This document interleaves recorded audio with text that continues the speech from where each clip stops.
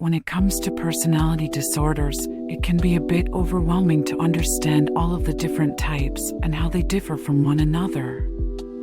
That's why mental health professionals have grouped them into 3 clusters: Cluster A, Cluster B, and Cluster C. So, let's dive in and take a closer look at each of these clusters and the personality disorders that fall under them. Cluster A, the odd or eccentric cluster. These disorders are characterized by strange or peculiar behavior and thinking patterns. People with Cluster A disorders may struggle with social interactions and have a hard time understanding social cues. The disorders that fall under this cluster include paranoid personality disorder. People with this disorder are highly suspicious and mistrustful of others. They may see conspiracies and ulterior motives where none exist and have a hard time trusting anyone. Schizoid personality disorder. People with this disorder are detached and aloof. They may have a hard time forming close relationships and may prefer to be alone most of the time. Schizotypal personality disorder. People with this disorder have eccentric thinking patterns and may have strange beliefs, such as that they have special powers or that they are being controlled by outside forces. They may also have strange or peculiar ways of communicating, such as speaking in riddles or using made-up words. Cluster B, the dramatic, emotional, or erratic cluster. These disorders are characterized by intense and unstable emotions. People with Cluster B disorders may struggle with impulsivity and have a hard time regulating their emotions. The disorders that fall under this cluster include borderline personality disorder. People with this disorder have intense and unstable emotions.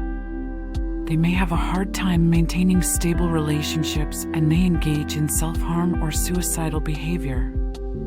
Narcissistic personality disorder. People with this disorder have an inflated sense of self-importance and may take advantage of others to achieve their own goals. They may also lack empathy and have a hard time understanding the feelings of others. Histrionic personality disorder. People with this disorder are attention seekers. They may be overly dramatic and may have a hard time distinguishing between what is real and what is not. Antisocial personality disorder. People with this disorder may have a history of criminal behavior and may have a hard time understanding the consequences of their actions.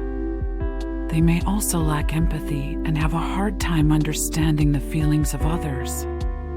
Cluster C, the anxious or fearful cluster. These disorders are characterized by anxiety and fear.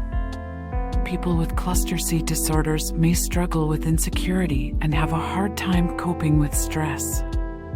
The disorders that fall under this cluster include avoidant personality disorder. People with this disorder have a fear of rejection and may avoid social interactions to cope.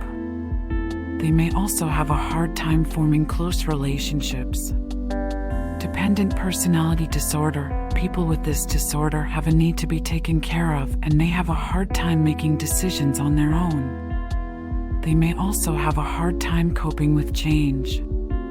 Obsessive compulsive personality disorder. People with this disorder have a need for order and control. They may have a hard time relaxing and may become preoccupied with rules and routines. It's important to note that while each of these personality disorders has specific characteristics, they often overlap and can present differently in different individuals. And it's also worth noting that just because someone may exhibit some of the characteristics of a personality disorder, it doesn't necessarily mean they have the disorder. A proper diagnosis can only be made by a qualified mental health professional. Overall, understanding personality disorder clusters can help to make sense of the various disorders and how they differ from one another. It's also important to remember that just because someone has a personality disorder, it doesn't make them any less worthy of love and support. With the help of a qualified mental health professional, individuals with personality disorders can learn to manage their symptoms and improve their quality of life. It's also worth noting that treatment for personality disorders can be challenging, but it is possible. Different forms of therapy, such as cognitive behavioral therapy and dialectical behavior therapy, have been found to be effective in treating these disorders. Medication may also be used in conjunction with therapy to help manage symptoms. It's also important to recognize that personality disorders are not a choice, and individuals who live with them do not simply need to snap out of it. They are complex conditions that are often the result of a combination of genetic, environmental, and social factors. In conclusion, understanding the personality disorder clusters can help us to better understand and support those who live with these conditions.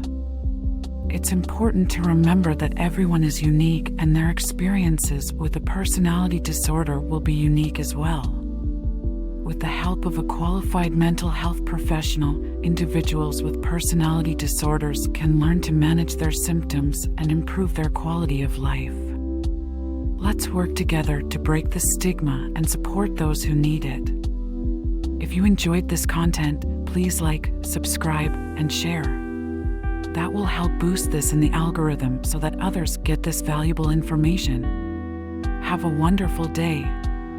Psychology and Success Institute. Actionable information that makes a difference.